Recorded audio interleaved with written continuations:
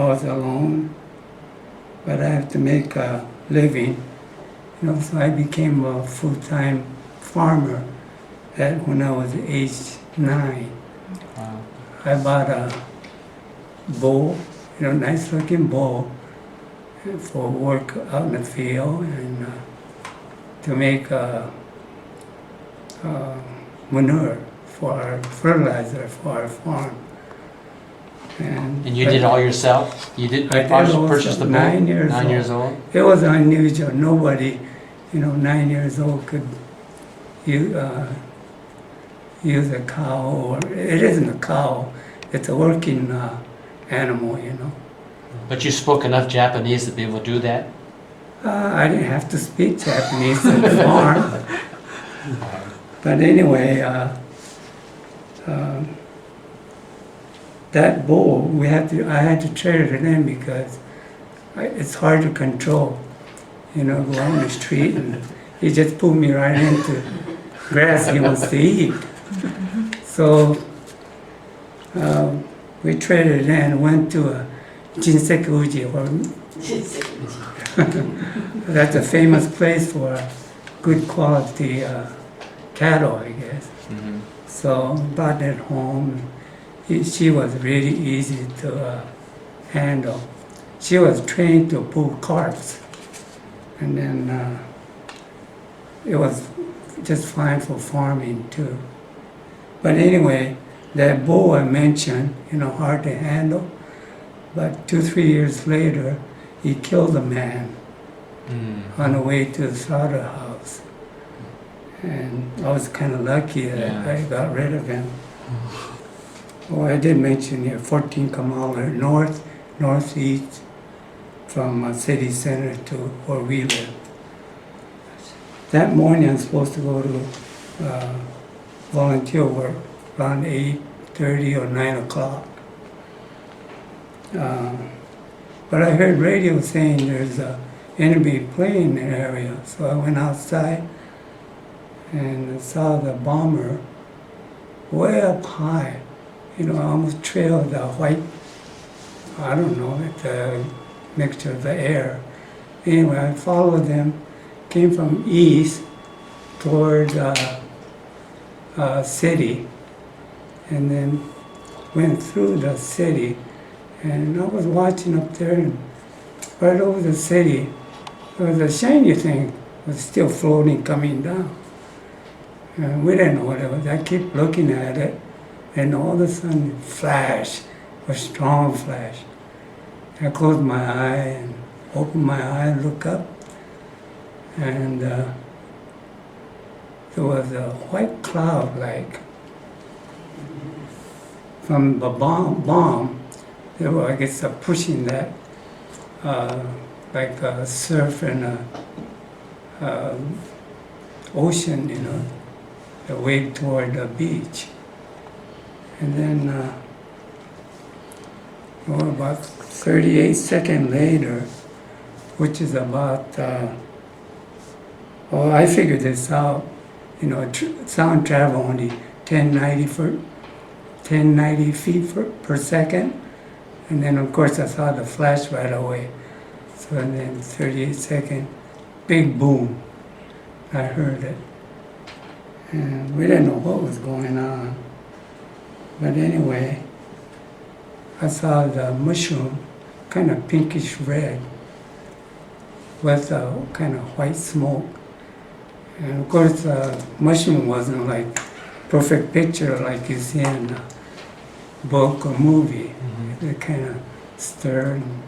Now, a few hours later, the black smoke started to come out because the city was on fire at the same time, because the explosion from the air just crushed the houses down on the ground. So the whole city was on fire, and smoke was going up high and high. And then about 3 hours later, and we started seeing paper, cotton, something light item started to come down.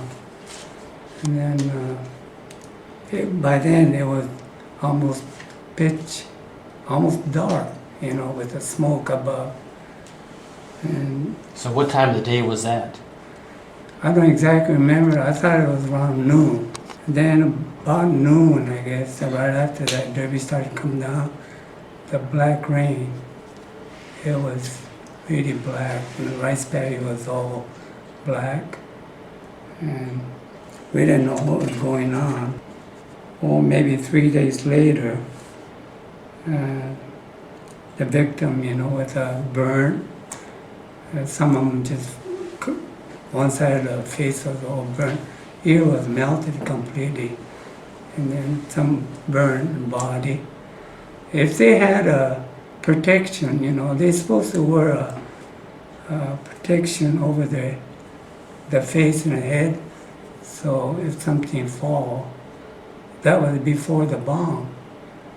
But the plane was gone, so it was all clear, so they took that off. That's the reason they got burned. If they had on, they wouldn't have got burned. But anyway, I have a classmate. He came home maybe 3 or 4 days later, and his injury wasn't very serious, but he was affected by radiation, and his hair all came out, and tongue started to melt. It was terrible. But amazingly, he survived. It took about maybe 2 or 3 years, and he was still living at 1960. And I don't know how long he lived after that, because I lost contact. Mm-hmm. But a lot of them were died, after 10, 15 years. Yeah. It's my cousin. After bomb, my aunt went over there because they had a evacuation location in case something happened, emergency happened, and she knew where it was, so she went out. And first day, she didn't see anybody, him. And then the second day, no luck. Third day, he found him lying in the assembly area, and he was hurt real bad. And there was no cart or truck to haul him over. So Aunt put him on her back, carried all the way back to Guillaume, which is probably 3 miles. And that's a long distance, carry a boy. And the road had all kinds of detour because bridge were down, and there's some street you can't get through. You had to take a tour. I don't know how long it took her to get home. But anyway, his son survived for 3 days. Sadly, he died. And then he was only 13 and a half years old, same age as I was. And his father came home, and she had to tell him, he was gone. It was a really sad story. I can remember that, but anyway, the father was so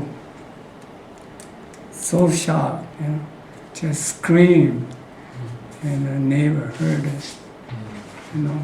That was a story from my aunt.